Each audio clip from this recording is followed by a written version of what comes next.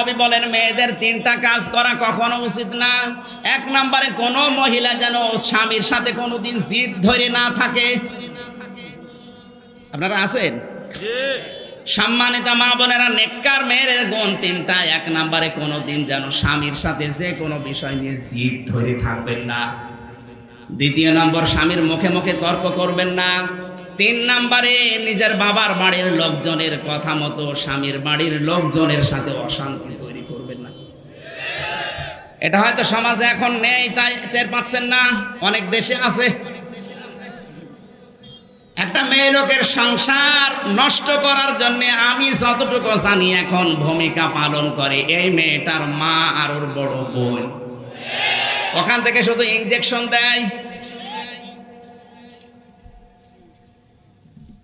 বারবার ফসলায়, ওই আর কতদিন আলাদা হয়ে যা, আরামে খেতে পারবি।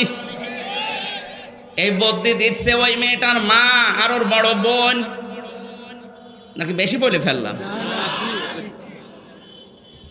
এটা বাস্তবে আমি দেখেছি, এই জন্য বলছি। অধিকাংশ শাশুড়ি গুলো তার মেয়েকে মানুষকে ডাক দিয়ে বলে, তুমি জানো আমার জামাই আল্লাহর ওলি খুব ভালো, আমার মেয়ে যা বলে তাই শোনে। আর ওই যে ছেলেটা ওটা হারামজাদা, ও খালি ওর বর কথা শোনে। ও কি মা না ডাইনি বলেন তো? নিজের মেয়ের ব্যাপারে কি সার্টিফিকেট দিচ্ছে যে জামাই আল্লাহর ওলি, শুধু আমার মেয়ের কথা শুনি। আর ওই ছেলেটা হারামজাদা, ও খালি বর কথা শুনে। তো ও যদি ওর বর কথা শুনে হারামজাদা হয়, তো এই ছেলেটা কি? না, শাশুড়ি যারা এসেছেন আমি জানি আপনি রাগ করছেন। আপনার রাগের কথা না, আপনার কারণে আপনার জামাইয়ের সংসারে যে কি চলছে আপনি টের পাচ্ছেন না।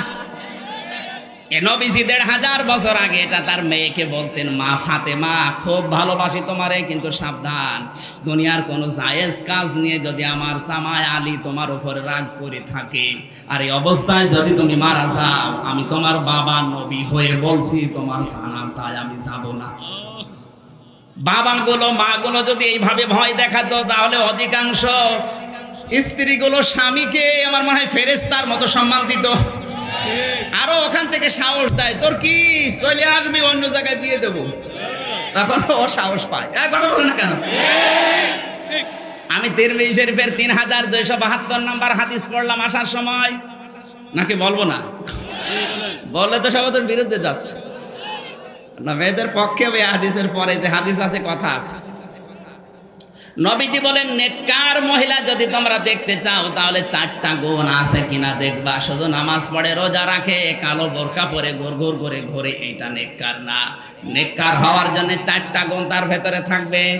1 নম্বরে, স্বামীকে দেখলেই সে স্বামীকে আনন্দ দেবে। স্বামী যেখান থেকে আসুক না কেন, হাসি খুশি দিয়ে হোক, অঙ্গভঙ্গি দিয়ে, সাজগজ দিয়ে, কথাবার্তা দিয়ে, যে কোনো কায়দায় স্বামীকে আনন্দ দেয়। এরকম বউ আছে কার? হাত তোলেন তো। একজন বুড়ো মানুষ, তারা ও আবার কি আনন্দ পাবে? হাত তোলার দরকার তো স্যারের। এই বাবা যাচ্ছে, একজন 80 বছরের মুরব্বী হাত তুলেছে, ও আনন্দ পেলেই কি আর না পেলে কি? ও আনন্দ দরকার আছে।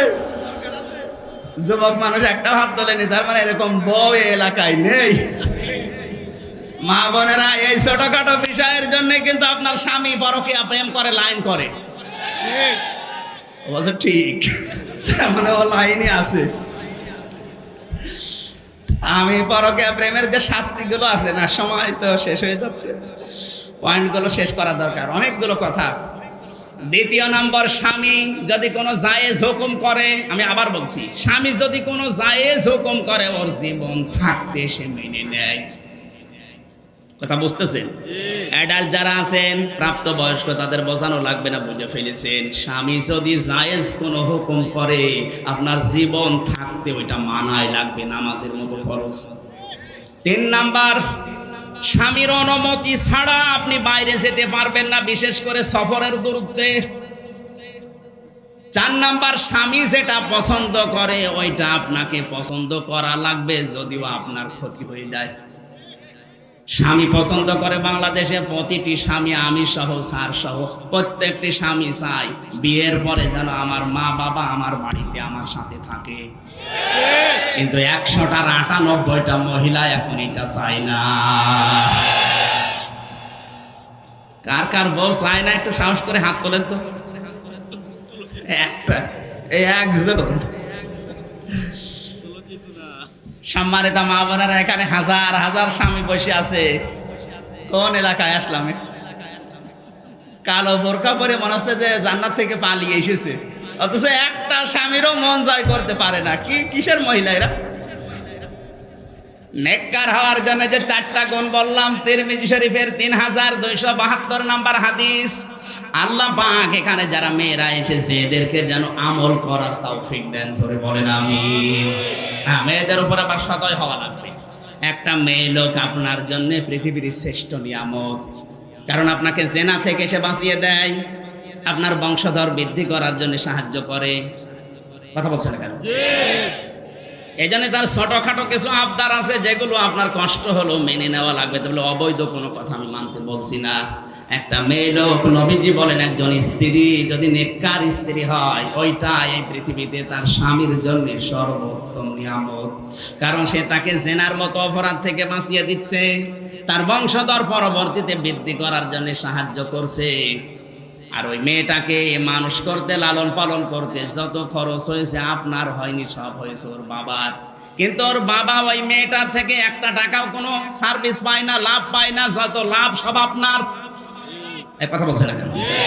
আমার যে ম্যাডাম বিশ্ববিদ্যালয় থেকে অনার্স মাস্টার্স করা, তার মানে ওর পর্যন্ত যেতে ওর বাবার যে খরচ হয়েছে, ওর বাবা কি এখন ওর থেকে কোনো লাভ সার্ভিস পায়? যা পাচ্ছি সব আমি, আমার ছেলে মেয়েকে পড়ানো লাগে, আমার পেছনে শ্রম দেওয়া লাগে। কথা বলছে না কেন?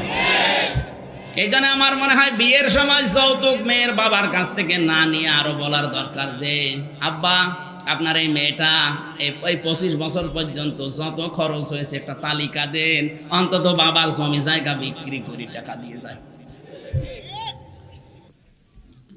সূরা তাহা, কোন সূরা? বলেন বলেন। 114টা যে সূরা আছে তার ভেতর অন্যতম এটা নবীজির নাম। কোরআনে আল্লাহ বিশ্ব নবীকে 7টা নাম দিয়ে ডাক দিয়েছেন: তাহা, ইয়াসিন, মুজাম্মিল, মুদ্দাসসির, মুহাম্মদ, আহমদ আর আব্দুল্লাহ। কয়টা?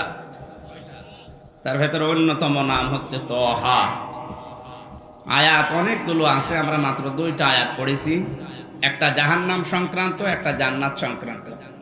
কারণ এমন কথা বলা যাবে না যেন আপনি হতাশ হয়ে পড়েন, আপনাকে আশার আলো দেওয়া লাগবে। এই জন্য কোরআনের যতগুলো আয়াত আল্লাহ দিয়েছে, আগে আল্লাহ ভয় দেখিয়েছে, এরপরে আশার সঞ্চার করেছে। সুবহানাল্লাহ। আল্লাহ পাক বলেন ইন্নাহু মান ইয়াতি রাব্বাহু মুজরিমান ফাইন্না লাহু জাহান্নাম। অবশ্যই যে ব্যক্তি অপরাধী হয়ে, পাপিষ্ঠ হয়ে, গুনাহগার হয়ে, মুজরিম শব্দের শাব্দিক অর্থ অপরাধী, পাপিষ্ঠ। মুজরিম মানে গুনাহগার। পাপিষ্ঠ হয়ে যে ব্যক্তি তার রবের কাছে হাজিরা দেবে, আর হাজিরা আপনাকে ইচ্ছায় অনিচ্ছায় দেওয়া লাগবে। কথা বুঝতেছে? আপনি যদি বলেন না আমি ওখানে হাজিরা দেব না, আপনার এই কথা ঠিক থাকবে? যদি ঠিক থাকতো তাহলে নবীজি ঠিক থাকতে পারতেন। হযরতে আজরাইল বিশ্ব নবীর কাছে এসে বলেছিলেন, হে রাসূল, পৃথিবীতে আজ পর্যন্ত আমি কারো কাছে অনুমতি নেইনি, আর কিয়ামত পর্যন্ত নেওয়া আমার লাগবে না, কারণ আমাকে সুপার পাওয়ার দেওয়া আছে। আপনার কাছে এসেছি, আল্লাহ আমাকে জিজ্ঞাসা করেছে আসার সময়, যদি উনি আসতে চায় নিয়ে আসবি, যদি না আসতে চায় যতদিন থাকবে ছেড়ে দিয়ে আসবি। আপনি এবার বলেন আপনি যাবেন কিনা? নবীজি প্রথমেই জিজ্ঞাসা করলেন, আজরাইল আমি যদি থাকতে চাই কতদিন থাকতে পারি? যতদিন ইচ্ছা আপনি থাকতে পারবেন। বিশ্ব নবী বললেন, তারপরে কি হবে? ফেরেশতা আজরাইল বললেন, কুল্লু নাফসিন যায়িকাতুল মাউত, আল্লাহ যাকে সৃষ্টি করেছে তাকে মরণ দেবে, সুতরাং আপনাকে যাওয়াই লাগবে। হয়তো ইচ্ছা অনুযায়ী থাকতে পারবেন, তারপরে আপনাকে যাওয়া লাগবে। অথচ মহান আল্লাহ আপনার অপেক্ষায় অপেক্ষমান আছে। নবীজি ওই সময় বলেছিলেন, আজরাইল যাওয়াই যদি লাগে আমার আর দেরি করার দরকার নেই, আমার বন্ধুর সাথে আমার সাক্ষাৎ দরকার, নিয়ে চলো আমারে। যদি থাকা লাগতো, হাজিরা দেওয়া না লাগতো, নবীজি থাকতে পারতেন। কথা বলেন না কেন? তাকে অপশন পর্যন্ত দিয়েছি। বুখারী শরীফের ভেতরে পড়েছে হযরতে মুসা আলাইহিস সালামের কাছে আজরাইল এসে সালাম দেয়নি, সরাসরি জান কবজ করার জন্য। ওনার কাছে তো অনুমতি নিয়েছে, সালাম দিয়েছে, আর এখানে সালামও দেয়নি, অনুমতি নেয়নি। মুসা নবীর আগে নবী ছিল, একটা থাপ্পড় দিয়েছিল আজরাইলকে, ওর ডান চোখ বেরিয়ে গেছে। আল্লাহর কাছে গিয়ে বলে, রব্বুল আলামিন, সারা জীবন মানুষের জান কবজ করলাম, অসুবিধা হয়নি। আজকে এমন মানুষের কাছে গেছি, জান কবজ করতে গিয়ে আমার জানি কবজ হয়ে যায়। গিয়েছো কার কাছে? মুসা নবীর কাছে। কি বিয়াদবি করেছে? বলছে না। মারলো কেন? বলছে আল্লাহ আমার সালাম দিতে মনে ছিল। আল্লাহ তাআলা বলে, আজরাইল তো যত রাগী, যে মেজাজ ওর, তুমি সালাম না দিয়ে গেলে কেন? তোমার জান বেশি আছে, এটাই ভালো। তো আমারও ছাড়ে না, পাওয়ারফুল নবী। তা আমি যেটা বোঝাতে চাই, আপনি ইচ্ছা করেন আর ইচ্ছা না করেন, যাওয়াই লাগবে, হয় 2 দিন আগে নাই 2 দিন পরে। এখানে পাপিষ্ট হয়ে, মুজরিম গুনাহগার হয়ে কোনো মানুষ যদি তার রবের কাছে যায়, আল্লাহ তাআলা বলেন ফাইন্না লাহু জাহান্নাম, তাকে আমি যেখানে দেব তার নাম কি? লা ইয়ামুতু ফিহা ওয়া লা ইয়াহইয়া, ওখানে লোকটা মরবেও না, বাঁচবেও না। ওমাইয়াতিহি মুমিনান, আর যে ব্যক্তি মুমিন হয়ে কদ আমিলা সলিহাত, মুমিন হওয়ার পরে সাথে তার আমলে সালেহ নেক কাজ থাকবে, ফাউলাইকা লাহুমুদ দারাজাতুল উলা, তার মর্যাদা সম্মান আল্লাহর কাছে বাড়তেই থাকবে। সুবহানাল্লাহ। আমরা আয়াতের সরল অর্থটাই পর্যন্ত ছিল, এবার আমরা ব্যাখ্যায় যাচ্ছি। কোন মানুষ যদি তার রবের কাছে ফিরে যায়, কি হয়ে? মুজরিম বা পাপিষ্ট গুনাহগার হয়ে, ফাইন্না লাহু জাহান্নাম, তাকে আল্লাহ জাহান্নাম দেবে। এই আয়াত নিয়ে বাংলাদেশ সহ বিশ্বে ওলামা একরামদের ভেতরে মতভেদ আছে। এখানে মুজরিমান শব্দটার শাব্দিক অর্থ আমি আবার বলছি, পাপিষ্ট গুনাহগার। মুজরিম মানে কিন্তু কাফের না, মুজরিম মানে কি? গুনাহগার। জোরে বলেন। এবার যারা আলেম আছে, মতভেদ যেহেতু আপনাদের সাথে, সাদদের সাথে মতভেদ হবে না, কারণ ওনারা এত ডিপলি চিন্তা করেন। যারা আলেম আছে তাদেরকে বলছি, হ্যাঁ আমাদের এই চিন্তায় ভুল হতে পারে, যদি হয় আপনি গবেষণা করে আমারে জানান। এই আয়াতগুলো যদি আমরা এইভাবে বোঝাতে পারতাম, অনেক অপরাধ কমে যেত। অনেকে মনে করে যা করি করি, কালেমা যখন পড়েছি জান্নাত একদিন যাব, এরকম মন নেই অনেকের। এই কারণেই কিন্তু জেনা করে, এই কারণেই ঘুষ খায়, এই কারণেই চুরি করে, এই কারণেই মানুষের উপরে জুলুম করে। কারণ তো একটাই, যে কালেমা যখন পড়েছি জান্নাত তো যাব, নাই 20 বছর জাহান্নামে থাকবো, অসুবিধা কি? এখন যদি আপনি আসলেই পাপিষ্ট হয়ে কোনো অন্যায় কাজ নিজের ইচ্ছায় আনন্দ চিত্তে করেন, যদি অনুশোচনা অনুতপ্ত আপনার না হয়, আর ওই অবস্থায় যদি আপনি তওবা না করে মারা যান, আপনাকে কিন্তু আল্লাহ জাহান্নামে দেবে। আমি আবার বলছি, কবিরা গুনার কথা পড়া কোরআন শরীফে বড় বড় অপরাধের কথা আছে 500। কত? এই 500 অপরাধের ভেতরে সুদ খাওয়া আছে, জেনা করা আছে, বেপরদায় চলা, মদ খাওয়া, এরকম 500 গুনার ভেতরে এগুলো আছে। এই বড় বড় কবিরা গুনাহগুলো কেউ যদি ইচ্ছা করে করে, আনন্দ চিত্রে করে, আর তওবা না করে, অনুশোচনা না করে, অনুতপ্ত না হয়, ওই অবস্থায় যদি মারা যায়, ওর ঈমান আর নসিব হবে না। একটা লোক যতক্ষণ জেনা করতে থাকে ততক্ষণ ওর কাছে ঈমান থাকে না, যখন জেনা থেকে ফিরে তওবা করে তখন তার কাছে ঈমান আবার আসে। এ পর্যন্ত বুঝেছেন? যতক্ষণ লোকটা ঘুষ খায়, ঘুষের লেনদেন করে, ততক্ষণ ওর ঈমান থাকে না। যখন ঘুষ খাওয়া বন্ধ করে দিয়ে ফিরে এসে তওবা করবে, তখন ওর কাছে ঈমান আসবে। এই যে অবস্থায় গুনাহগার ছিল, এই অবস্থায় যদি মারা যায়, ও কি ঈমান পেয়েছে?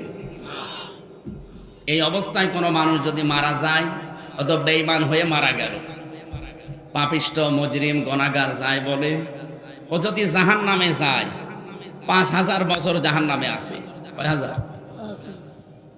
আমাদের যে চিন্তাধারা, আমি আগে সেটা বলছি, যে 5000 বছর আমি জাহান্নামে থাকলাম, একেবারে পুড়ে কয়লা হয়ে গেলাম। এরপরে আল্লাহ আমাকে যখন জান্নাতে দেবে তখন হাউজে কাউসারের পানি দিয়ে হায়াতে নহর থেকে গোসল করিয়ে, আগে যে আমির হামজা ছিলাম, আগে ওই আমির হামজার থেকে ৭০ গুণ শরীর স্বাস্থ্য রূপ বৃদ্ধি করে জান্নাতে দিয়ে দিবে। এটা যদি হয়, কোনো মানুষ কিয়ামত পর্যন্ত গোনা ছাড়বে? বলেন তো। ও মনে করবে ৫০,০০০ বছর, তাতে কি, ও ৫০ লাখ বছর আমি জাহান্নামে থাকি, অসুবিধা নেই, কিন্তু যাওয়ার আগে তো আবার যা ছিলাম তাই হয়ে যাবে। দুনিয়ার বিচারের সাথে আখিরাতের বিচারের মিল নেই কেন? কারণ পৃথিবীতে বিচারকরা যারা অপরাধ করে তাদেরকে জিজ্ঞাসা করে, স্যার কোনো অপরাধীকে ধরলে জিজ্ঞাসা করে তুই ডাল খাস কিনা, কথা বলছেন না। কিন্তু আল্লাহর বিচারে এইটা নেই। আল্লাহ কোনো অপরাধীকে তার অপরাধ সম্পর্কে জিজ্ঞাসা করবে না। ইউরাফুল মুজরিমুনা বিসিমাহুম ফায়ুখাযু বিন নাওয়াসি ওয়াল আকদাম। আপনার চেহারার ভেতরে অপরাধের চিহ্নগুলো ফুটে উঠবে। তাফসিরে এই আয়াতে 10 রকম আকৃতির কথা আছে। কিয়ামতে কারো আকার আল্লাহ বানিয়ে দেবে সাপের মতো। কার মতো? সাপের কাজ কি? একটা মানুষকে কামড় দেয়, লোকটা মারা যায়, কিন্তু সাপের কোনো লাভ নেই। আছে এ পৃথিবীতে অনেক মানুষ এই চরিত্রের আছে। সকাল থেকে ওঠার পরে চিন্তা ভাবনা করে কার ক্ষতি করব, কার 12টা বাজাবো, অথচ নিজের কোনো লাভ হয় না। মাঝখান থেকে ওই লোকটার একটা বিপদ হয়ে যায়। এই যে সাপের চরিত্র দুনিয়ায় যাদের, ওদের আকার আকৃতি কিয়ামতে আমির হামজার মতো থাকবে না, থাকবে ওর চেহারা সর্পের মতো। জোরে বলেন নাউজুবিল্লাহ। সূরা রহমানের ইউরাফুল মুজরিমুনা বিসিমাহুম ফায়ুখাযু বিন নাওয়াসি ওয়াল আকদাম ফাবিআইয়ি আলাই রাব্বিকুমা তুকাদ্দিবান।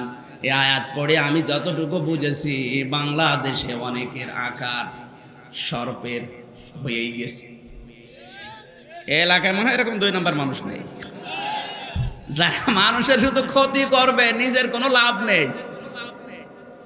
এ মানুষ যত সুন্দর চেহারার অধিকারী হোক, এদের আকার থাকবে না।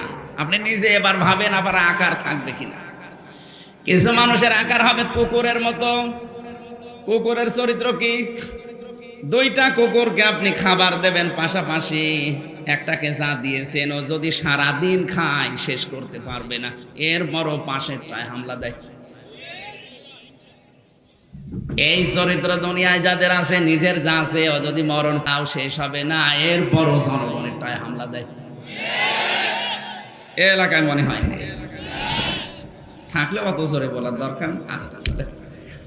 আপনি কি করছেন বলেন তো? আপনি যে এই যে কোটি কোটি টাকার সম্পদ এক জায়গায় করে রেখে গেলেন, আপনি তো ভোগ করতে পারবেন না, আর আপনাকে আল্লাহ ভোগ করতে দেবেও না। যারা অবৈধ পথে ইনকাম করে, ওই অবৈধ সম্পদ আল্লাহ তার জীবনে ভোগ করার সুযোগ দেয় না। ওকে মরণের পরে ওর এই সম্পদগুলো, ওর টাকা পয়সা, অর্থ সম্পদ, ওর ক্ষমতা, ওর ছেলে মেয়ে, স্ত্রী পুত্র, ওর দলের লোক দিয়ে আরো অবৈধ কাজে ব্যয় করায়। একদিকে ও তো অবৈধভাবে ইনকাম করে কবরে আপেল খাচ্ছে,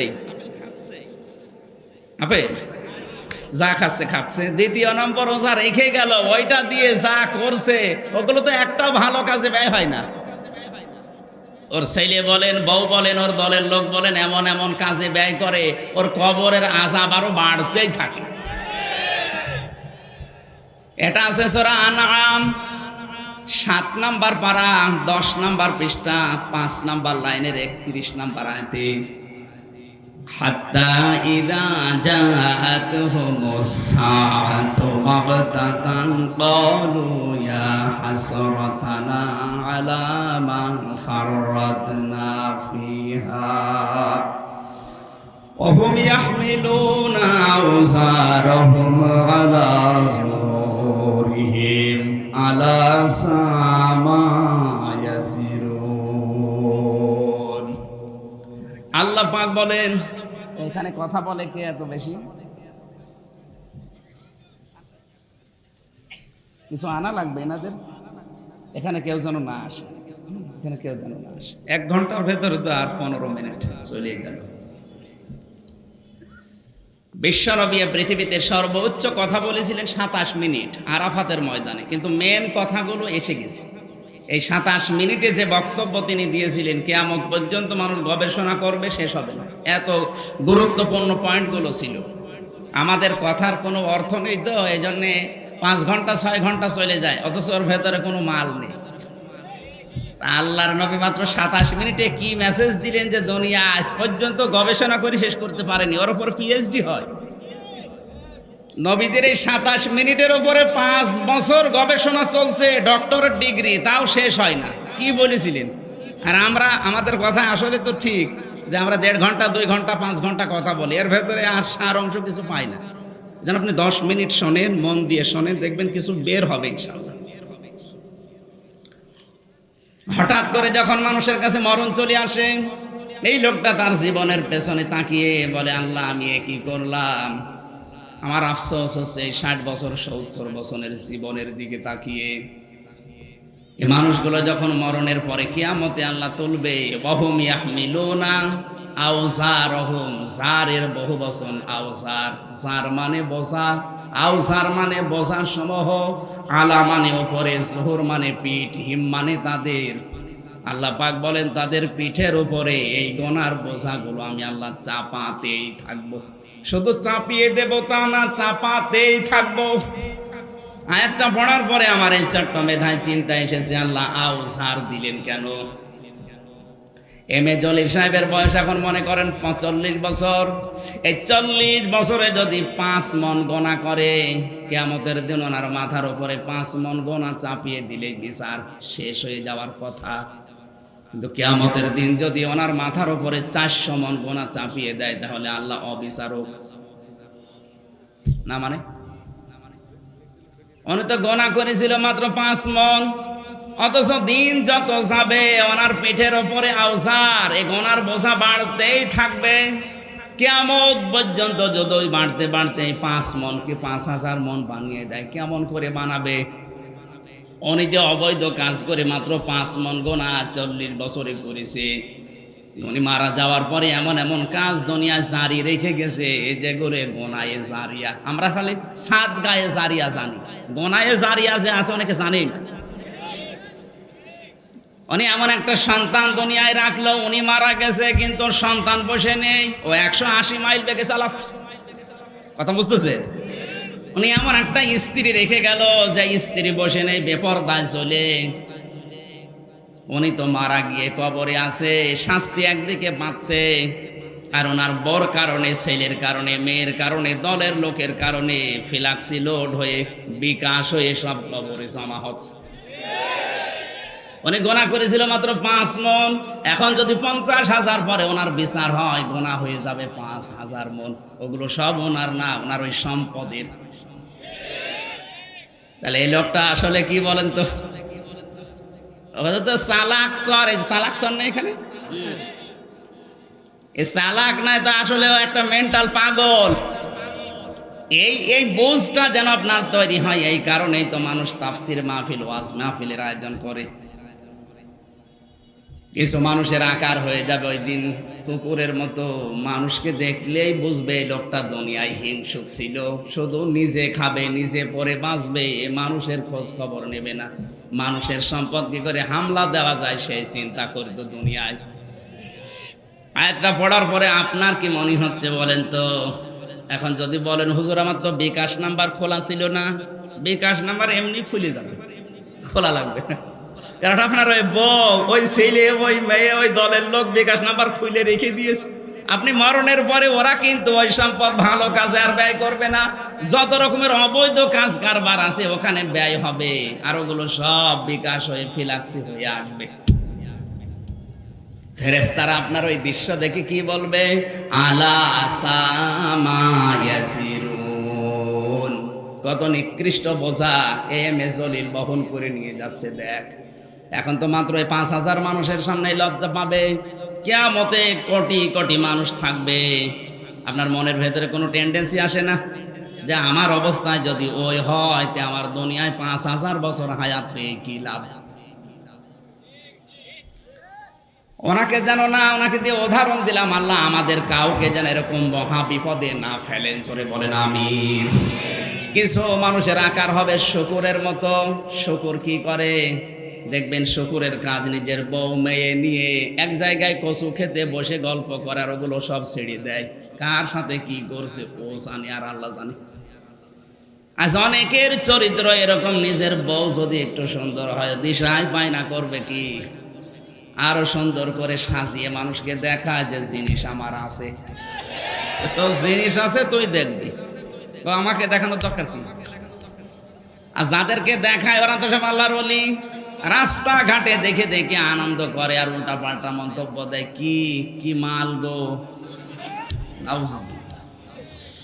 আপনার বউ দেখে, আপনার মেয়ে দেখে, আপনার বেটার বউ দেখে যদি কেউ বলে যে মাল গেল, আল্লাহর কসম ওই ভালো মাল ওই পেটে আল্লাহ আর দেবে না। এরপরে যা আসবে সব উল্টা পাল্টা মাল। তখন দোয়া চায়, হুজুর দোয়া করেন আমার ছেলে যেন আব্দুল কাদের জেলানি হয়। ও আব্দুল কাদের জেলানি এমনি হবে? ও আব্দুল কাদের জেলানির কি কাজ করেছে? আব্দুল কাদের জেলানির মায়ের দিকে আপনি তাকান তো, আর আপনার বৌমার দিকে তাকান, আকাশ আর পাতাল। আব্দুল কাদের জেলানি কোন মায়ের পেটে এসেছিল, আর আপনার পুত্রবধূ কি ওর পেটে আল্লাহ আপনাকে নাতি দেবে কি করে? এই জন্য আপনার পুত্রবধূর কয়েক ইঞ্চি পেট আগে ঠিক করেন, ওগুলো দেখানো বন্ধ করেন। দেখানো বন্ধ করার পরে দোয়া করেন, তখন আল্লাহ কবুল করবে। এই জন্য যারা নিজের বউ দিয়ে, বেটার বউ দিয়ে, নিজের মেয়ে দিয়ে বেপরদায় চালিয়ে আনন্দ পায়, কিয়ামতে এদের আকার আকৃতি আল্লাহ মানুষের রাখবে না, আকার বানিয়ে দেবে শুকুরের মতো। জোরে বলেন নাউজুবিল্লাহ। আমার মূল পয়েন্ট ছিল, কোন মানুষ যদি জাহান্নামে যাবার পরে এই মানুষকে আল্লাহ বের করে দেয়, তাহলে এই গোনাগুলো কিন্তু আর বন্ধ করার মন মানসিকতা তৈরি করবে না।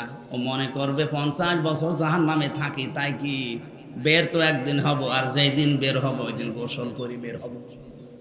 আবার আমির হামজা ছিলাম, আমির হামজা হয়ে গেলাম না। আমার যতটুকু গবেষণা করার নিয়ে আমি যেখানে মুজরিম শব্দটা পেয়েছি, পাপিষ্ট যারা অন্যায় ইচ্ছাকৃতভাবে করে, আনন্দে চিত্রে করে, তওবা করে না, অনুশোচনা করে না, এই অবস্থায় যদি মারা যায়, লোকটাকে যদি আল্লাহ জাহান্নামে দেয়, কোনো দিন আল্লাহ ওরে আর বের করবে না। এই যে বের করবে এই ধারণা হচ্ছে ইহুদি আর খ্রিস্টানদের। কোরআনে আমি এরকম 17টা আয়াত পেয়েছি। আকালু লান তামাসসানান নারু ইল্লা আইয়ামাম মা'দুদাত ওয়া গাররাহুম ফি দীনিহিম মা কানু ইফতারুন। সূরা আলে ইমরান 3 নম্বর পারা 12 নম্বর পৃষ্ঠা 4 নম্বর লাইনের 24 নম্বর আয়াত। এটা কোরআন এরকম 17টা আয়াত আছে। আল্লাহ পাক বলেন, কোন ওই কাফেররা, বিশেষ করে ইহুদি আর খ্রিস্টানরা বলতো, মুহাম্মদ জাহান্নামে আল্লাহ আমাদেরকে দেবে না, যদিও দেয় বেশি দিন রাখবে না, ইল্লা আইয়ামাম মা'দুদা, মাত্র কয়েকদিন পরেই বের করে দেবে। এখনকার যে ধারণা আমাদের ভেতরে, ধারণা খ্রিস্টানদেরও ছিল। কাদের? বলেন বলেন। আয়াতের পরবর্তী শব্দ গাররাহুম, তাদেরকে ধোঁকায় ফেলে রেখেছে, ফি দীনিহিম, তাদের এই ধর্মীয় বিশ্বাস, মা কানু ইফতারুন, যেগুলো তারা বানিয়েছে। আমরা যেগুলো বানিয়ে নিয়েছি, আজ যে যা করি জান্নাত একদিন যাবই, নাই 50 বছর জাহান্নামে থাকলাম তাতে কি? এ ধারণা কি আমাদের না খ্রিস্টানদের? ওই ধারণা এখন আমাদের ভেতরে প্রবেশ করার কারণে, এই বদ্ধমূল হওয়ার কারণে আমরা অপরাধ ছাড়তে পারি না। কত জায়গায় বললাম, ছাত্র তো মনে হচ্ছে ভালো না। এক ছেলে এসে কাঁদতেছে বাবার কাছে, ওই কাঁদিস কেন? পরীক্ষার রেজাল্ট বের হয়েছে, কাঁদিস কেন? কথা বলে না। কি ফেল করেছিস? কথা বলে না। যত বলে কি কাঁদিস কেন, বলবি তো ফেল করেছিস নাকি? কথা বলে না। শেষে বলছে, আব্বা ফেল করলে তো কথা ছিল, ছিলাম 5-এ, নামিয়েছে 3। ফেল করলে তো অন্তত ক্লাসে থাকতে পারতি, নামিয়ে দিয়েছি কিসে? 3। এখনো 5-এ উঠতে আরো 3 বছর লাগবে। তা আপনার যদি ওই রকম ছাত্র হন, মাহফিল শোনার দরকার নেই। অন্তত 3 আছেন, যেন পরবর্তী 1 বছর পরে 5-এ উঠতে পারেন। আমি বললাম 17 জায়গায় আছে, যারা আলেম আছে তাদের তো লিখে নেওয়ার দরকার ছিল। এদের তো ভেতরে কোনো টেন্ডেন্সি নেই, ও এখান থেকে শুনছে, এখান থেকে বাড়ি যাওয়ার সময় বের হয়ে যাবে। আপনি মোবাইলে তুলে নিন, লিখে নিন। আমরা তো কথা বলছে মাত্র 1 ঘন্টা, এখানে অনেক তথ্য বের হবে ইনশাআল্লাহ। সূরা হামিম সেজদা, না এটা শুধু সেজদা। সূরা হামিম সেজদা একটা 24 পারায়, আর এটা হচ্ছে শুধু সেজদা 22 পারায়। 15 নম্বর পৃষ্ঠা 14 নম্বর লাইনের 19-20 নম্বর আয়াতে আল্লাহ জানিয়েছেন, কুল্লামা আরাদু আন ইয়াখরুজু মিনহা উইদু ফিহা ইলা আয়া। আল্লাহ পাক বলেন, এই মানুষগুলো যখনই জাহান্নাম থেকে বের হওয়ার চেষ্টা চালাবে, সঙ্গে সঙ্গে আল্লাহ তাদের আবার ফিরিয়ে দেবে। ওরা কোরআনে আপনি একটা আয়াতও দেখাতে পারবেন না যেখানে জাহান্নামে দেওয়ার পরে আল্লাহ আবার বের করে দেবে, আছে নেই। এগুলো আমরা বানিয়েছি ওই খ্রিস্টানদের মতো, মা কানু ইফতারুন। আমাদের মন যা চায় আমরা ওইরকম মন মানসিকতা তৈরি করে বানিয়ে নেই, আর এটা প্রচার করতে করতে আজ অভ্যাসী হয়ে গেছে মানুষের। এই যে যা করি করি, অসুবিধা নেই, জান্নাত একদিন পাবো, কারণ কালেমা একদিন পড়েছি। আমরা যদি এইভাবে ব্যাখ্যাটা বোঝাতে পারতাম তাহলে অনেক মানুষ ভয় পেত, সংশোধন হওয়ার চেষ্টা চালাতো। না জানি কখন মরণ চলে আসে, অন্তত এই মুহূর্তে আমি থেমে যাই। সবচাইতে বেশি আশ্চর্য লেগেছে আমার সূরা জুমারের 20 নম্বর 19 নম্বর আয়াত দিয়ে, আফামান হাক্কা আলাইহি কালিমাতুল আযাব আফা আনতা তুনকিযু মান ফিন্নার। 23 নম্বর পারা 19 নম্বর পৃষ্ঠার 10 নম্বর লাইনে আছে, 3 নম্বর রুকুতে পাবেন। বাংলাদেশে প্রায় 42টার উপরে তাফসির আমি দেখেছি, ইংরেজি সহ যত তাফসির আছে সব মুফাসসির এই আয়াতের ব্যাপারে এক কথাই লিখেছেন, আফামান হাক্কা আলাইহি কালিমাতুল আযাব। হে নবী, যার উপরে আল্লাহর নির্ধারিত কালেমা স্থায়ী হয়ে গেছে, যাকে জাহান্নামে আল্লাহ দেবে বলে সিদ্ধান্ত নিয়ে ফেলেছে, যে লোকটা জাহান্নামের ভেতরে আছে, আফা আনতা, আপনি কি পারবেন, তুনকিযু মান ফিন্নার, তাকে জাহান্নামের আগুন থেকে বের করে নিয়ে আসতে? কে বলছে? বলেন বলেন। তার মানে আপনিও পারবেন না। যাকে আল্লাহ জাহান্নামে শাস্তি দেওয়ার জন্য ঢুকিয়ে দিয়েছে, প্রবেশ করিয়েছে, তাকে আপনি জাহান্নাম থেকে বের করতে পারবেন? আল্লাহ যদি বলে পারবেন, নবীজি যদি না পারে আর কে পারতে পারে বলেন? আপনি যাদের ধারণা করে আছেন যে আমার বাবা আছে, আমার পীর সাহেব আছে, কিসের পীর? ও তো আরো আগে পালাবে। আপনার বাবা বলেন, পীর বলেন, বুজুর্গ বলেন, এরা যে আগে পালাবে তার প্রমাণ কোরআন দিয়েছে। কিয়ামতের ওই কঠিন ময়দানে কেউ কারো পরিচয় তো দেবেই না, এমনকি মা পর্যন্ত বলবে, তুই কে? আমার তো দুনিয়ায় বিয়ে হয়নি, তোরে পাবো কোথায়? বাবা বলবে, তুই কে? স্ত্রী স্বামীর পরিচয় দেবে না, এমনকি ঈসা নবীর বর্ণনা পড়লাম, তিনি বলবে, আল্লাহ যে দৃশ্য বানিয়েছো, যুবক মানুষ বৃদ্ধ হয়ে যাচ্ছে, এমন কঠিন অবস্থা। আমার মা মরিয়মের ব্যাপারে তোমার কাছে কোনো প্রার্থনা আমার নেই, তার ব্যাপারে আমি কোনো কথাও বলি না, আল্লাহ তুমি আমাকে বাঁচাও। ইব্রাহিম নবী বলবে, আল্লাহ আমার পিতা আজরের ব্যাপারে আমার কোনো মন্তব্য নেই, যা ভালো লাগে তুমি করো, কিন্তু তুমি আমাকে কিছু বলবা না, আমারে বাঁচাও। আপনার কি মনে হয় মাথার ভেতরে যে এত বড় বড় পাওয়ারফুল নবী যেখানে কথা বলার সাহস পাচ্ছে না? মা পর্যন্ত বলছে, দুনিয়া আমার বিয়ে হয়নি, তোরে পাবো কোথায়? সেখানে আমার যতটুকু বিশ্বাস, কোরআনের এই আয়াত, এটা সূরা আবাসার ভেতরে আছে, ইয়াউমা ইয়াফিরুল মারউ মিন আখিহি ওয়া উম্মিহি ওয়া আবিহি ওয়া সাহিবাতিহি ওয়া বানি। এই আয়াতের তাফসিরে পাবেন, ভাই পালাবে, মা বাবা পালাবে, স্ত্রী পালাবে, সন্তান পালাবে। সেখানে আপনি যাদের উপরে ভরসা করে আছেন, আল্লাহর কসম অনেক পীর কিয়ামতে বলবে, আল্লাহ আমি পীর ছিলাম না। বলবে, ও বিপদ দেখে বলবে, আল্লাহ আমি পীর ছিলাম না, কারণ এখন যদি পীর দাবি করে হাজারো মুরিদ আমার পেছনে লাগবে। ও বলবে, আল্লাহ আমি পীর ছিলাম না, আমি কিছুই না, তুমি আমারে বাঁচাও। মুসা নবী, ঈসা নবী যদি বলে আমারে বাঁচাও, পীর সাহেব বলবে না? তা আপনার খবর নেবে কোন সময়? আপনার যে খবর নেবে না তার প্রমাণ সূরা মুমিনুন 18 নম্বর পারা 7 নম্বর পৃষ্ঠা 13 নম্বর লাইনের 101 নম্বর আয়াতে আছে, ফাইদা নুফিখা ফিস সূরি ফালা আনসাবা বাইনাহুম ইয়াউমাইদি ওয়ালা ইয়াতাসাআলুন। আল্লাহ রাব্বুল আলামিন বলেন, যখনই সিংহায় ফৎকার দেওয়া হবে কিয়ামতের ওই দৃশ্য তৈরি হওয়ার পরে সর্বপ্রথম একটা কথা, এই সর্বপ্রথম কথা হচ্ছে ফালা আনসা বাবাইনাহুম, যত রকমের সম্পর্ক দুনিয়ায় ছিল সব কাট হয়ে যাবে। নাসাবের বহু বচন আনসাব, কোন সম্পর্ক আর বাকি থাকবে না। সে দলীয় সম্পর্ক বলেন, রক্তের সম্পর্ক বলেন, আত্মীয়তার সম্পর্ক বলেন, সব শেষ। এই আয়াত মনে হয় আমি বানালাম, বলেন সব সম্পর্ক শেষ। এতটুকুই না, ইয়াউমাইদি ওয়ালা ইয়াতাসালুন, এমনকি কেউ কারো সম্পর্কে জিজ্ঞাসা করবে এরকম মনও কারো থাকবে না।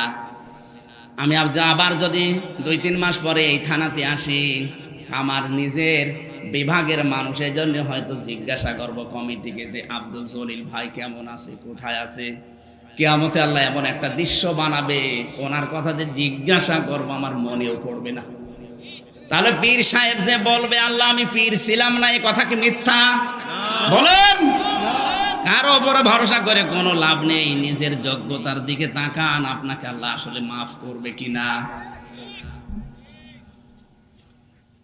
আমি আবার বলছি, কোন মানুষকে যদি আল্লাহ সত্যি ওর বেঈমান হওয়ার কারণে জাহান্নামে দিয়ে দেয়, বেঈমান কখন হয়? মানুষ যখন অন্যায়গুলো অপরাধগুলো ইচ্ছাকৃতভাবে আনন্দ চিত্তে করে, অনুশোচনা করে না, অনুতপ্ত হয় না, তাওবাও করে না, জীবনে ফিরে আসবে এরকম মনও নেই, করিয়েই যাচ্ছে। এই লোকটাকে জাহান্নামে দিলে আবার বের করবে, এর সম্ভাবনা কতটুকু নেই। তাহলে আপনাকে পরিবর্তন হওয়া লাগবে 50 বছর পর, না এখনই? বলেন। এইভাবে আমরা বোঝাতে পারলে 5টা মাহফিলই যথেষ্ট হয়ে যেত। কত মানুষ সিদ্ধান্তের জন্য না, কখন মরণ চলে আসে বলা যায় না, আমার ভালো হলে এখনই হওয়া লাগবে। সুতরাং আমি কার জন্য মদের ব্যবসা করছি ওগুলো বাদ দেই, কার জন্য সুদ খায় ওটা বাদ দেই, না খেয়ে থাকবো তাও আমি আগুনে যাবো না। আল্লাহ আমাদেরকে এইভাবে কোরআন হাদিস বোঝার তৌফিক দিন, জোরে বলেন আমিন। এমন একটা জাহান্নামের কথা আল্লাহ দিয়েছেন যেখানে মানুষ মরবেও না, বাঁচবেও না। এখন জাহান্নামের বর্ণনা আগে শোনেন, তারপরে আমি আশার আলো সঞ্চার করব। জাহান্নাম কয়টা? জাহান্নামে একটা। জাহান্নাম আসলে একটা ফাঁদ। জাহান্নাম একটা ফাঁদ, ওর স্তর আছে, ওর স্থান আছে। জাহান্নামের ভেতরে কিছু স্থান আল্লাহ বানিয়েছেন, একটার নাম সাউদ। কি? সাউরিহিকুহু সাউদা, 17 নম্বর আয়াত সূরা মুদাসসিরের। আল্লাহ পাক বলেন জাহান্নামের ভেতরে একটা স্থানের নাম হচ্ছে সাউদ, তার পাহাড়ের নাম। আর যারা পাপিষ্ট গুনাহগার তাদেরকে আল্লাহ ওই পাহাড়ে তুলবে আর ফেলবে। পাহাড়ে তুলবে ফেলবে, আপনি কিছু মনেই করলেন না। পাহাড় দেখেছেন? মনে করছেন চট্টগ্রামের পাহাড়ে মাটির পাহাড়। সৌদি আরবে যান, তামিলনাড়ুতে যান, দেখেন ওগুলো পাথরের পাহাড়। ওপর থেকে যদি একটা কাউকে ফেলে দেয়, আমার মনে হয় 50টা পাহাড়ের সাথে পাথরের সাথে ধাক্কা খেলে আপনার খুঁজে পাওয়া যাবে না। জাহান্নামের ভেতরে যে পাহাড় আছে তার নাম সাউদা। ওখানে আল্লাহ পাপিষ্ট কাফেরদেরকে তুলবে আর ফেলবে। আর একটা জায়গা আছে জাহান্নামের ভেতরে, স্থান আছে, তার নাম হচ্ছে গাজ্জা। নাম কি? ফাখালাফা মিন বা'দিহিম খালফুন আদাউস সালাতা ওয়াত্তাবাউস শাহাওয়াতি ফাসাউফা ইয়ালকাউনা গাজ্জা। সূরা মরিয়মের 59 নম্বর আয়াত।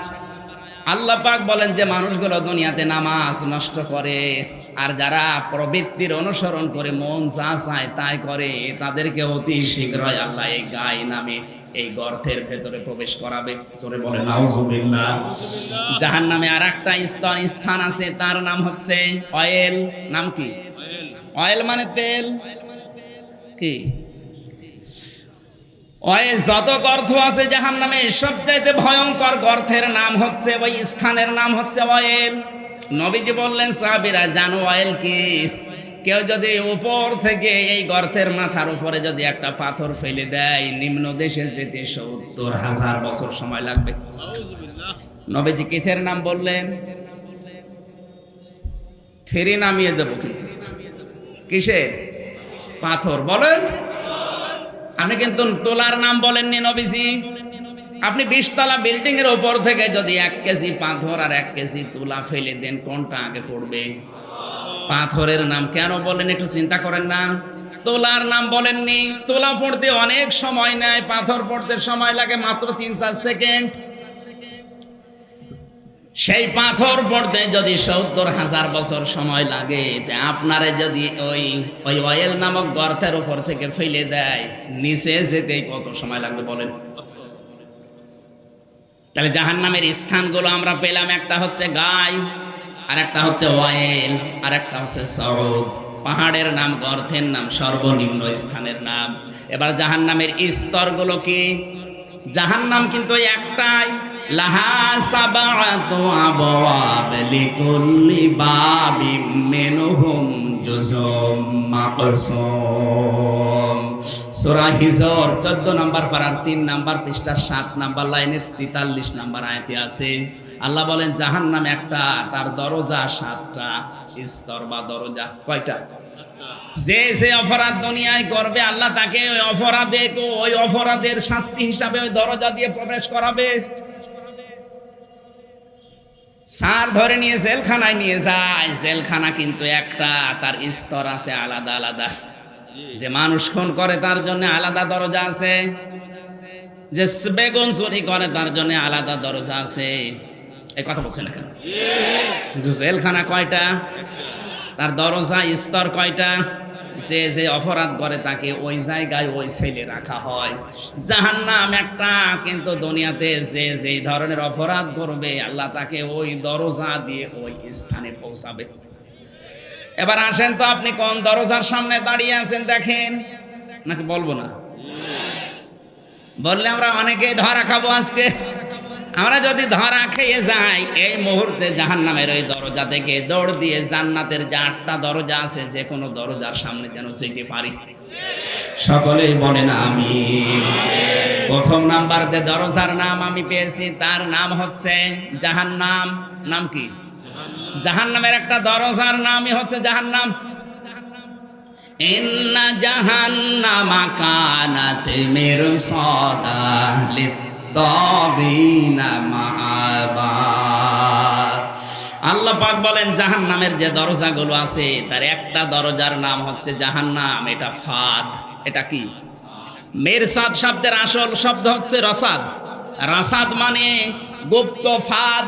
জাহান্নাম কিন্তু ওত পেতে আছে, কাদেরকে ধরবে? এই জাহান্নাম লিত্তাগিনা, যারা অবাধ্য, মাআবা, যারা আল্লাহকে অস্বীকারী। তাহলে এই দরজা দিয়ে প্রবেশ করবে 2টা গুণের মানুষ। 1 নম্বরে যারা সীমা লঙ্ঘন করে, 2 নম্বরে যেই মানুষগুলো আল্লাহকে অস্বীকার করে।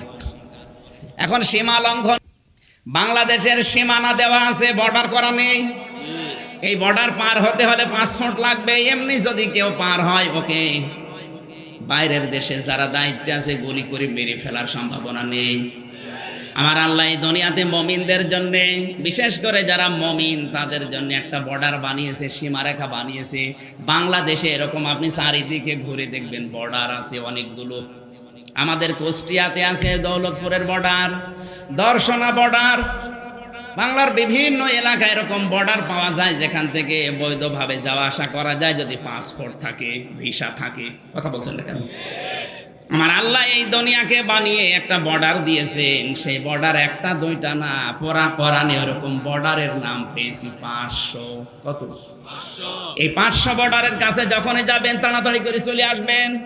এই শিক্ষাটা আমাদের আদি পিতা হযরত আদম আলাইহিস সালাম থেকে আল্লাহ শুরু করেছিলেন। ওয়াকুলনা ইয়া আদাম উসকুন আনতা ওয়া যাওজুকাল জান্নাতা ওয়া কুলা মিনহা রাগাদান হাইসু শি'তুমা ওয়ালা তাকরাবা হাদিহিশ শাজারাতা ফাতাকুনা মিনাজ জালিমিন। আল্লাহ পাক বলেন, আদম, বিয়ে হয়ে গেল হাওয়ার সাথে, একে নিয়ে এবার তোমার বাড়ি যাও। আদমের বাড়ি কোথায় বলেন না কেন? আমাদের বাবার নাম আদম, আমাদের বাবার বাড়ি জান্নাত। এখান থেকে আপনি কি পেলেন? কোরআন শুধু পড়লে না, এখান থেকে কিছু নেওয়া লাগবে। আমাদের আদি পিতাকে আল্লাহ শিক্ষা দিচ্ছে, বিয়ে হয়ে গেছে, বউ নিয়ে চলে যাও বাড়ি। আমরা আবার বলছি আমাদের বাবার বাড়ি, বলেন না কেন? তাহলে বিয়ে করে বউ নিয়ে যাওয়া লাগবে বাবার বাড়ি, এটা আল্লাহর সিদ্ধান্ত। আর অনেকে এখন ঘর জামাই থাকে। কোথায় পেয়েছেন ভান্ডাবে? বিয়ে করে বউ নিয়ে যাওয়া লাগবে আপনার বাবার বাড়ি, আর আপনি নিজে সহ থাকছেন না। এলাকায় ঘর জামাই নেই, যারা আছেন তাড়াতাড়ি চলে যান। শুধুমাত্র বউ নিয়ে বাড়ি যাবে তা না, অকুলা, এখানে আরবি গ্রামার যারা বোঝে জিজ্ঞাসা করুন। অকুলা আল্লাহ কিন্তু আংতা অকুলা দেয়নি যে বউ নিয়ে বাড়ি যাওয়ার পরে নিজে খাবে তারপরে বউকে খাওয়াবে না, একবারে আংতা বাদ দিয়ে অকুলা দিবসন দিয়েছেন। মেয়েদের অধিকারে পৃথিবীতে সবচাইতে বেশি দিয়েছে ইসলাম, আর এটা একেবারে জান্নাতের ভেতর থেকে। আল্লাহ আদমকে জানিয়েছে, আদম বউ নিয়ে বাড়ি যাওয়ার পরে নিজে খাবে তারপরে বউ খাওয়াবে না, যতটুকু খাবে যেই মানের খাবার খাবে ওই মানের খাবার ওই মুহূর্তে বউকে খাওয়াবে। তাহলে নারীর অধিকার পৃথিবীতে কোরআন দেয়নি, দিয়েছে কে? ওরা ওদের অধিকার বোঝে না, এই জন্য উল্টাপাল্টা ধারণা করে।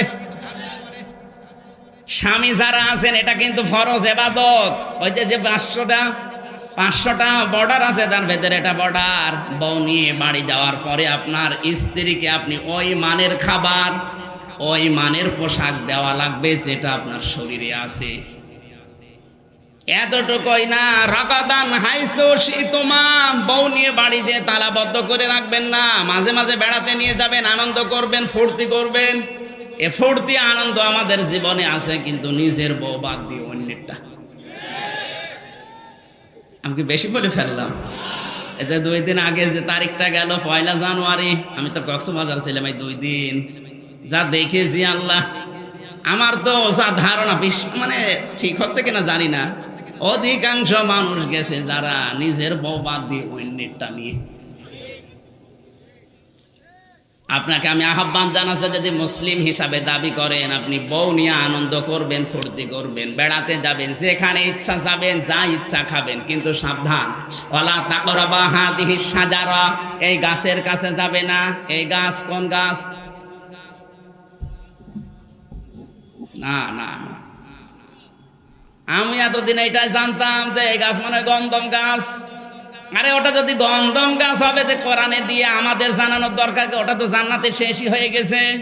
আসলে এটা শুধু গন্ধম গাছ উদ্দেশ্য না, এটা বলতে আল্লাহ চেয়েছেন যেটা আমার আল্লাহর নির্ধারিত সীমারেখা, বর্ডার, নিষিদ্ধ বিষয়। এই পৃথিবীতে মানবিকে চলতে এরকম বিভিন্ন বর্ডার দেওয়া আছে। বউ নিয়ে ছেলে মেয়ে নিয়ে বেড়াতে যাবে, আনন্দ করবে, ফুর্তি করবে, কিন্তু সাবধান, আল্লাহর বর্ডার আসলে ওই জায়গায় তোমার থেমে যাওয়া লাগবে। তার মানে তুমি এমন কোন বিবাহ অনুষ্ঠানে যেতে পারবা না যেখানে গেলে তোমারও পর্দা থাকে না, তোমার বউরও পর্দা থাকে না। এমন কোন অনুষ্ঠানে যাওয়া যাবে না যে অনুষ্ঠানে গেলে তোমারও আল্লাহর বিধান মানা হয় না, বউরও মানা হয় না। এরকম অনুষ্ঠান দেশে নেই।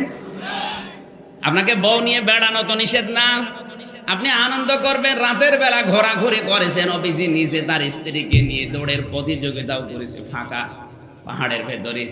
যদিও এলাকায় এরকম জায়গা নেই, কিন্তু আপনি ঘরের ভেতরেও আনন্দ করেন, অসুবিধা নেই, কিন্তু নিজের বউ নিয়ে। আহ্বান জানাবো, আপনি এমন অনুষ্ঠানে যাবেন না যেখানে গেলে আপনার আল্লাহর সীমারেখা পার করা লাগে। আমার কি অনুষ্ঠানের নাম বলে দেওয়া লাগবে? এদেশে কত শিশু মেলা হয়, শিশু নেই, শুধু শিশুর খালার আর মামার। এখানে গেলে আপনারও পর্দা থাকে না, আপনার বড় পর্দা থাকে না, এরকম মেলা নেই। সুতরাং আপনি ওখানে যাবেন না। আপনি যদি যান ওই এমন কায়দা করে যাবেন যেখানে আল্লাহর সীমারেখা ঠিক রাখা যায়। আল্লাহ আদমকে দিয়ে ডাক দিয়েছেন, আদম এই নিষিদ্ধ জায়গা বলতে শুধু গন্ধম গাছ না, তোমার সন্তানদেরকে এরকম অনেকগুলো বর্ডার আমি দিয়ে দেব, যদি বর্ডার পার করো ফাতাকুনা মিনাস সালিমিন, তোমরা দুইজনেই জালেম হয়ে যাবে। জোরে বলেন নাউজুবিল্লাহ। আশা করেছি কথার অর্থ আপনি বুঝতে পেরেছেন। জাহান্নামের যে দরজা দিয়ে আল্লাহ প্রথমে প্রবেশ করাবে, যে আল্লাহর সীমারেখা যারা মানে না, আল্লাহর নির্ধারিত সীমানা দেওয়া আছে, এই সীমাগুলো যারা ওভারটেক করে, যারা সীমা লঙ্ঘন করে, 2 নম্বরে আল্লাহর আয়াতকে যারা অস্বীকার করে, এই 2টা কারণে যে দরজা দিয়ে যাবেন ওই দরজার নাম কি? আর জোরে বলেন। দ্বিতীয় নম্বরে যে দরজা দিয়ে আল্লাহ মানুষকে প্রবেশ করাবে ওই দরজার নাম হচ্ছে হোতামা। নাম কি? সবাই বলেন। এ হোতামায় যাবে কারা? ওয়াইলুল লিকুল্লি হুমাযাতিল লুমাযা আল্লাযী জামাআ মালাহু ওয়া আদ্দাদা ইয়াহসাবু আন্না মালাহু আখলাদা কাল্লা লা ইউমবাদান্না ফিল হুতামা ওয়া মা আদরাকা মাল হুতামা নারুল্লাহিল মুকাদ্দা। আল্লাহ পাক বলেন, আপনি কি জানেন জাহান্নামে হোতামা কাকে বলে? নবীজি বলেন না, আল্লাহ পরিচয় দিচ্ছে, এটা হচ্ছে আমি আল্লাহর জ্বালানো আগুন। জাহান্নামের সব আগুন তো আল্লাহ নিজেই জ্বালিয়েছেন, কিন্তু হোতামার আগুনটা আল্লাহ স্পেশাল ভাবে আলাদা করে জ্বালিয়েছে, তার মানে এটা তীব্রতা আরো বেশি। কথা বলেন না কেন? দুনিয়ার আগুনের সাথে হোতামার জাহান্নামের আগুনের পার্থক্য কি? দুনিয়ার আগুন যেখানে লাগে ওই জায়গা আগে পুড়ে যায়। ঘুমাচ্ছেন? দুনিয়ার আগুন যেখানে লাগে ওখানে আগে পুড়ে যায়, আর হোতামার আগুন যদি শরীরের কোনো জায়গায় লাগে আগে কলিজা পুড়ে শেষ। এর এত তীব্রতা। এখানে যাবে কারা? এবার আপনি মিলান তো, আপনি আছেন কিনা? ওয়াইলুল্লি কুল্লি হুমাযাতিল লুমাযা, যারা সামনে পেছনে মানুষের গিবত করে, মানুষকে ছোট করার জন্য একে অন্যের কথা তালাতালি করে, একে অন্যের কথা লাগিয়ে সমাজের শান্তি নষ্ট করে। এই চরিত্র বাংলাদেশে এখন নেই। একের কথা অন্যের কাছে লাগিয়ে তালাতালি করে মানুষের সম্পর্ক নষ্ট করে দেয় যারা। অনেকে মনে করছে এ আবার কতটুকু, এটা করলে কি হয় না। এই অপরাধের কারণে এলাকার মানুষের দোয়া পর্যন্ত আল্লাহ কবুল করা বন্ধ করে দেয়। এই অপরাধ যারা করছেন থেমে যান।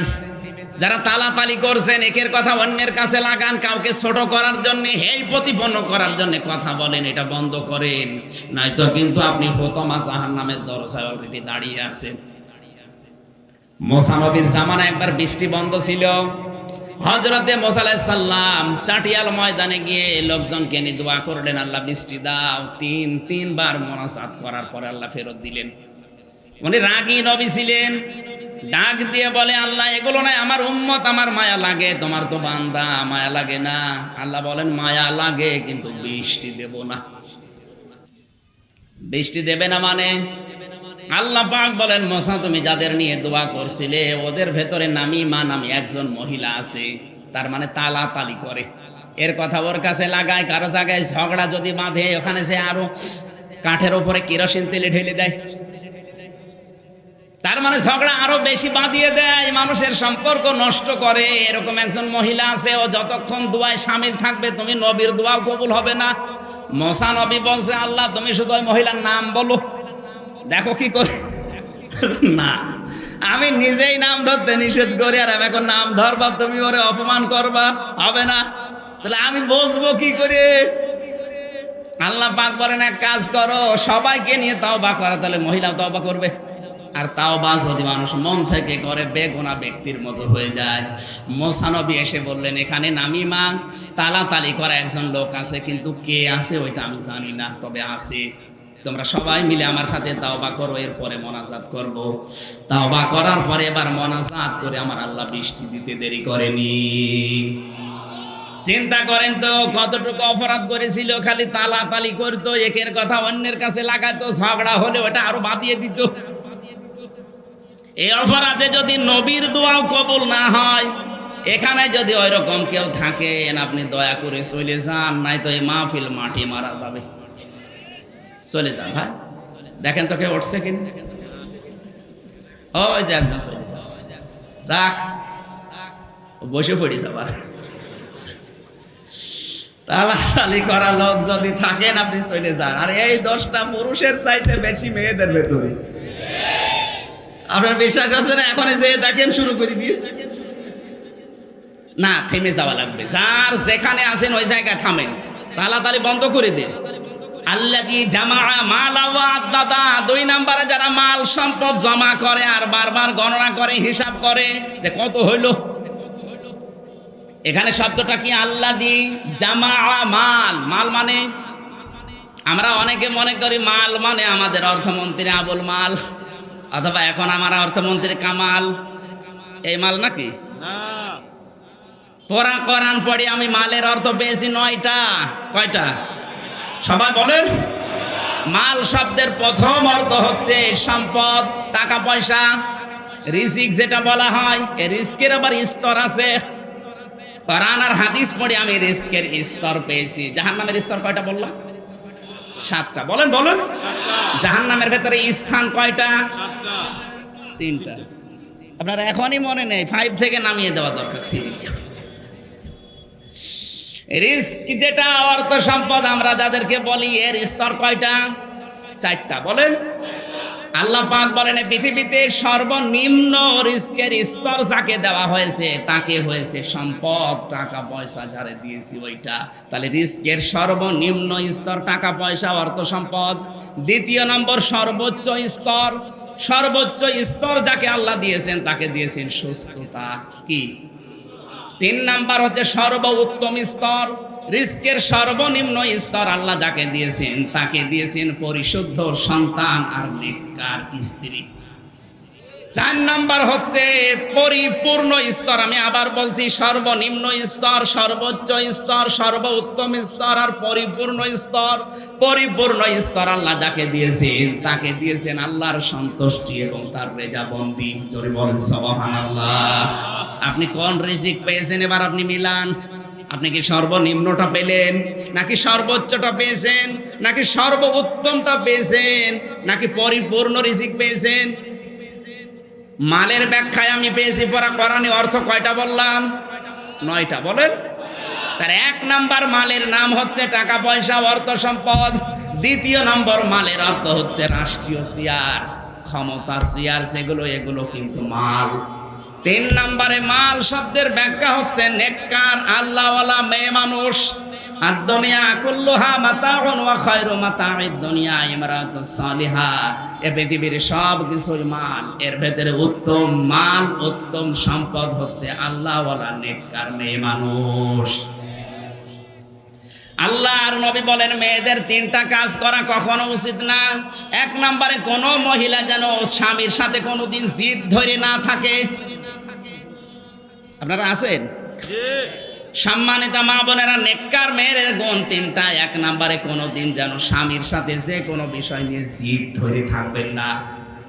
দ্বিতীয় নম্বর, স্বামীর মুখে মুখে তর্ক করবেন না। 3 নম্বরে নিজের বাবার বাড়ির লোকজনের কথা মতো স্বামীর বাড়ির লোকজনের সাথে অশান্তি তৈরি করবেন না। এটা হয়তো সমাজে এখন নেই, তাই টের পাচ্ছেন না, অনেক দেশে আছে। একটা মেয়ে লোকের সংসার নষ্ট করার জন্য আমি যতটুকু জানি এখন ভূমিকা পালন করে এই মেয়েটার মা আর ওর বড় বোন। ওখান থেকে শুধু ইনজেকশন দেয়, বারবার ফসলায়, ওই আর কতদিন আলাদা হয়ে যা, আরামে খেতে পারবি। এই বুদ্ধি দিচ্ছে ওই মেয়েটার মা আর ওর বড় বোন। নাকি বেশি বলে ফেললাম? এটা বাস্তবে আমি দেখেছি, এই জন্য বলছি। অধিকাংশ শাশুড়ি গুলো তার মেয়েকে মানুষকে ডাক দিয়ে বলে, তুমি জানো আমার জামাই আল্লাহর ওলি খুব ভালো, আমার মেয়ে যা বলে তাই শোনে। আর ওই যে ছেলেটা ওটা হারামজাদা, ও খালি ওর বর কথা শোনে। ও কি মা না ডাইনি বলেন তো? নিজের মেয়ের ব্যাপারে কি সার্টিফিকেট দিচ্ছে যে জামাই আল্লাহর ওলি, শুধু আমার মেয়ের কথা শুনে। আর ওই ছেলেটা হারামজাদা, ও খালি বর কথা শুনে। তো ও যদি ওর বর কথা শুনে হারামজাদা হয়, তো এই ছেলেটা কি? না, শাশুড়ি যারা এসেছেন আমি জানি আপনি রাগ করছেন। আপনার রাগের কথা না, আপনার কারণে আপনার জামাইয়ের সংসারে যে কি চলছে আপনি টের পাচ্ছেন না। এ নবীজি 1500 বছর আগে এটা তার মেয়েকে বলতেন, মা ফাতেমা খুব ভালোবাসি তোমারে, কিন্তু সাবধান, দুনিয়ার কোনো জায়েজ কাজ নিয়ে যদি আমার জামাই আলী তোমার উপরে রাগ করে থাকে, আর এই অবস্থায় যদি তুমি মারা যাও, আমি তোমার বাবা নবী হয়ে বলছি তোমার জানাজায় আমি যাব না। বাবাগুলো মাগুলো যদি এইভাবে ভয় দেখাতো, তাহলে অধিকাংশ স্ত্রীগুলো স্বামীকে আমার মনে হয় ফেরেশতার মতো সম্মান দিত। আরো ওখান থেকে সাহস দেয়, তোর কি চলে আসবি, অন্য জায়গায় বিয়ে দেবো। তখন ও সাহস পায়। কথা বলে না কেন? আমি তিরমিজি শরীফের 3272 নম্বর হাদিস পড়লাম আসার সময়, নাকি বলবো না? বললে তো সব তোর বিরুদ্ধে যাচ্ছে না। মেয়েদের পক্ষে ওই হাদিসের পরে যে হাদিস আছে, কথা আছে। নবীজি বলেন, নেককার মহিলা যদি তোমরা দেখতে চাও তাহলে 4টা গুণ আছে কিনা দেখবা। শুধু নামাজ পড়ে, রোজা রাখে, কালো বোরকা পরে ঘুর করে ঘুরে, এইটা নেককার না। নেককার হওয়ার জন্য 4টা গুণ তার ভেতরে থাকবে। 1 নম্বরে, স্বামীকে দেখলেই সে স্বামীকে আনন্দ দেবে। স্বামী যেখান থেকে আসুক না কেন, হাসি খুশি দিয়ে হোক, অঙ্গভঙ্গি দিয়ে, সাজগজ দিয়ে, কথাবার্তা দিয়ে, যে কোনো কায়দায় স্বামীকে আনন্দ দেয়। এরকম বউ আছে কার? হাত তোলেন তো। একজন বুড়ো মানুষ, তারা ও আবার কি আনন্দ পাবে? হাত তোলার দরকার তো স্যারের। এই বাবা যাচ্ছে, একজন 80 বছরের মুরব্বী হাত তুলেছে, ও আনন্দ পেলেই কি আর না পেলে কি? ও আনন্দ দরকার আছে? যুবক মানুষ একটা হাত তোলেনি, তার মানে এরকম বউ এলাকায় নেই। মা বোনেরা, এই ছোটখাটো বিষয়ের জন্য কিন্তু আপনার স্বামী পরকীয়া প্রেম করে, লাইন করে। অবশ্য ঠিক, মানে ও লাইনে আছে। আমি পরকীয়া প্রেমের যে শাস্তিগুলো আছে না, সময় তো শেষ হয়ে যাচ্ছে, পয়েন্টগুলো শেষ করা দরকার, অনেকগুলো কথা আছে। 2 নম্বর, স্বামী যদি কোনো জায়েজ হুকুম করে, আমি আবার বলছি, স্বামী যদি কোনো জায়েজ হুকুম করে, ওর জীবন থাকতে সে মেনে নেয়। কথা বুঝতেছেন? অ্যাডাল্ট যারা আছেন, প্রাপ্তবয়স্ক, তাদের বোঝানো লাগবে না, বুঝে ফেলেছেন। স্বামী যদি জায়েজ কোনো হুকুম করে, আপনার জীবন থাকতে ওইটা মানায় লাগবে, নামাজের মতো ফরজ। 3 নাম্বার, স্বামীর অনুমতি ছাড়া আপনি বাইরে যেতে পারবেন না, বিশেষ করে সফরের দূরত্বে। 4 নাম্বার, স্বামী যেটা পছন্দ করে ওইটা আপনাকে পছন্দ করা লাগবে, যদিও আপনার ক্ষতি হয়ে যায়। স্বামী পছন্দ করে বাংলাদেশে প্রতিটি স্বামী, আমি সহ, স্যার সহ, প্রত্যেকটি স্বামী চাই বিয়ের পরে যেন আমার মা বাবা আমার বাড়িতে আমার সাথে থাকে। কিন্তু 100টার 98টা মহিলা এখন এটা চায় না। কার কার বউ চায় না একটু সাহস করে হাত তোলেন তো। একজন। সম্মানিত মা বোনেরা, এখানে হাজার হাজার স্বামী বসে আছে। কোন এলাকায় আসলাম? কালো বোরকা পরে মনে হচ্ছে যে জান্নাত থেকে পালিয়ে এসেছে, অথচ একটা স্বামীরও মন জয় করতে পারে না। কিসের মহিলা এরা?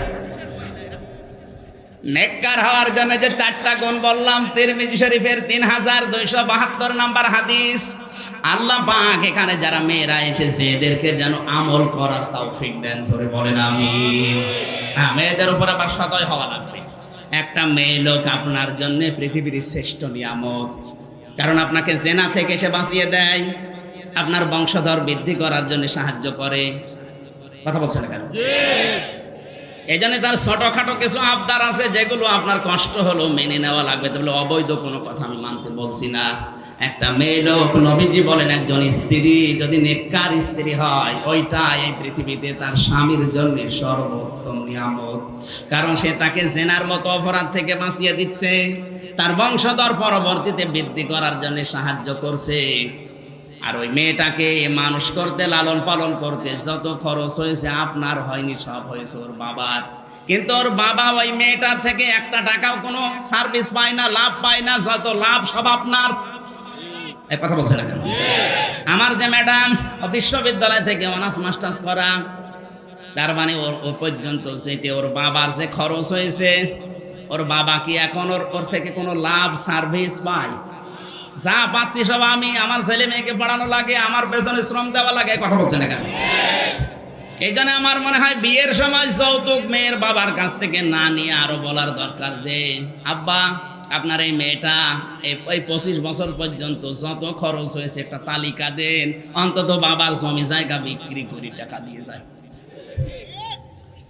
আরো যারা যৌতুক দাবি করেন না, মানুষের মতো কাজ করছেন। আমরা কথা দিয়েছিলাম 4টায় আজান হবে, 4টা পর্যন্ত কথা বলবো। এখনো 5টা জাহান্নামের বর্ণনা আছে, হাজার হাজার কথা থাকে এক একটা আয়াতের ভেতরে।